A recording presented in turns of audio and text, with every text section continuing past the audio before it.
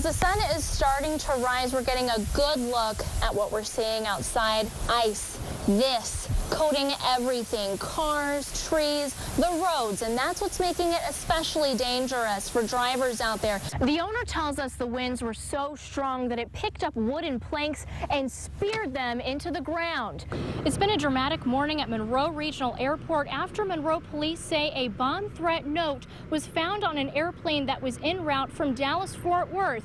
Now, this area behind me was where the plane was. They just taxied it to the airport. Now, with this new system, transit officials can upgrade to reloadable smart cards or even credit cards to pay for fare. Over this home behind me is completely missing its roof. One of the newest features in this radio system is that an officer can be as far away as New Orleans and use this radio to communicate with officers back here in Monroe.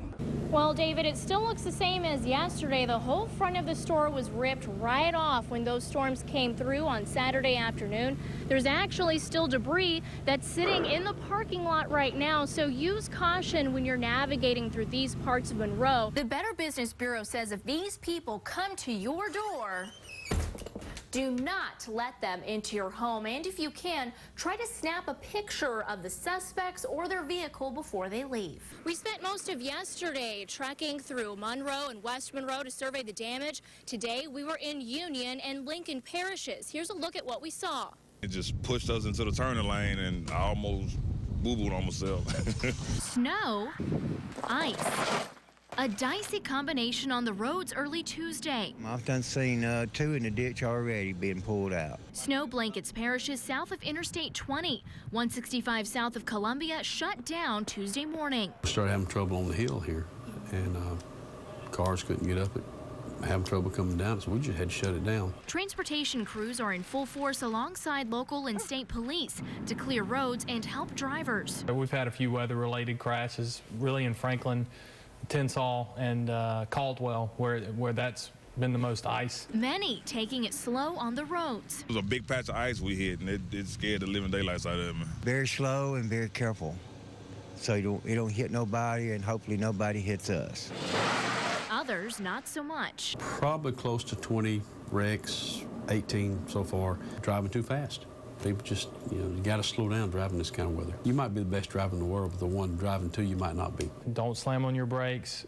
Just ease off the accelerator and turn into the skid. Caldwell authorities are worried about the hard freeze tonight, where all of this water and slush might ice back over on the roads again. If it does freeze again tonight, we're going to have a worse shape than we had early this morning. Despite the commuter chaos, snow makes for beautiful scenes in Caldwell and LaSalle parishes. A frozen fountain in Columbia, a snow-covered path in Alla. It's these rare opportunities to make a snow angel you just can't turn down. One day it's warm, one day it's cold. It's just crazy out here. And while the frozen fun continues, others hope a warm-up is on the winter horizon. It's burning, it's cold. I don't like this. Bring the summer back. Now, the FBI says they actually found the note on the plane. They just don't know who wrote it.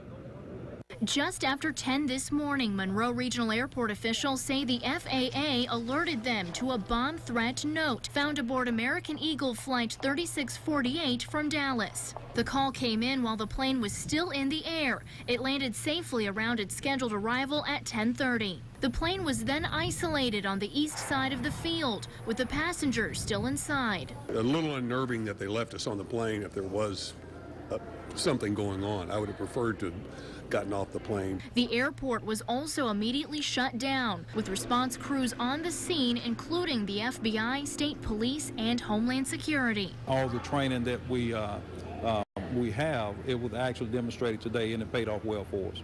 A Monroe Police bomb squad team approached the plane to search and to get the 15 passengers and 3 crew members off safely. We swept the passengers, the baggage, as well as the aircraft, and searched the passengers to make sure there was no explosive. We didn't find any. The FBI says the threatening note was found in the bathroom of the plane and had said that a bomb would detonate once it landed.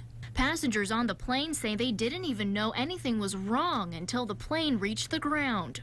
We stayed out there about an hour and 15 minutes, and they said that there had been a threat on the plane. An unusual situation. I fly every week. It's the first time it's ever happened to me. Have you ever experienced anything like this in your life? Absolutely not, and I hope this is first and last time. Normal flight. I fly often, once a week, twice a week anyway. Nothing suspicious at all.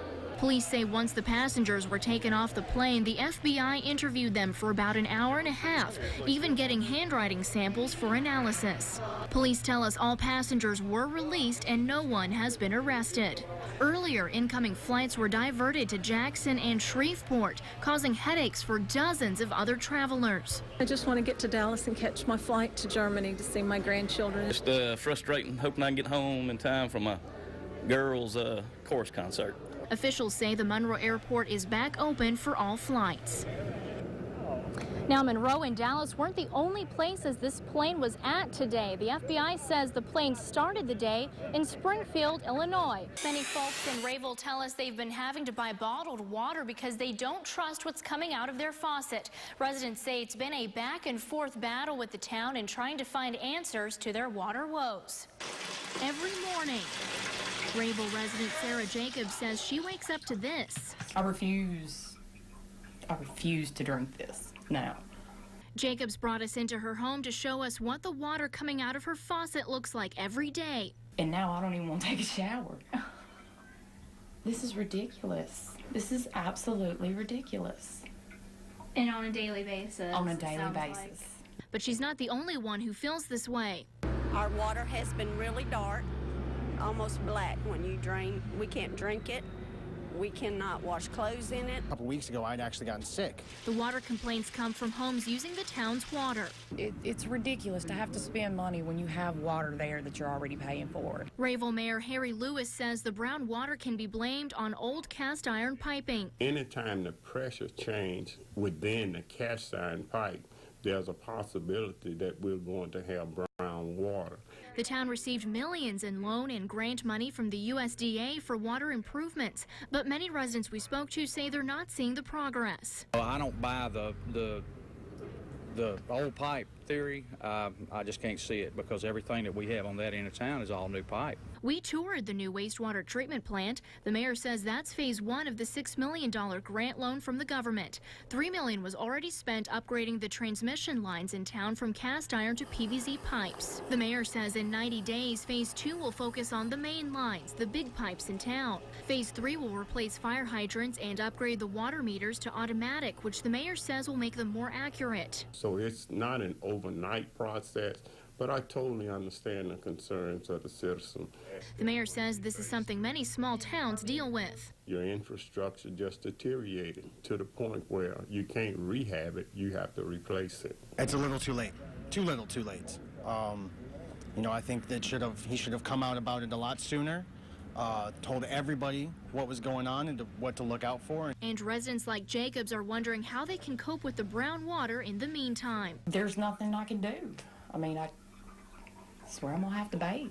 Royal Caribbean says more than 60 passengers were infected with a stomach illness during a recent cruise. Christy Paul has more on the trouble aboard the Majesty of the Seas. You know, we actually have a crew right now out in Sterlington for another downed tree. That one actually fell on top of a house. You know, a person was trapped inside. We're told she's doing fine, but it did get caught on some power lines, which started sending up some sparks. Next story is about a man in love. Captain John Brown has lived and worked on the Ouachita River for almost 30 years. So he sees the river in a very different light and wants to share with everyone else the beauty he sees in the Ouachita. He took our cruise out on his pontoon boat as we captured beautiful scenes of the river he calls home. I'm Alanna Quillen. Here's our top story this evening. Today, 2 inmates escaped Angola prison in West Feliciana Parish only to be put right back in the slammer.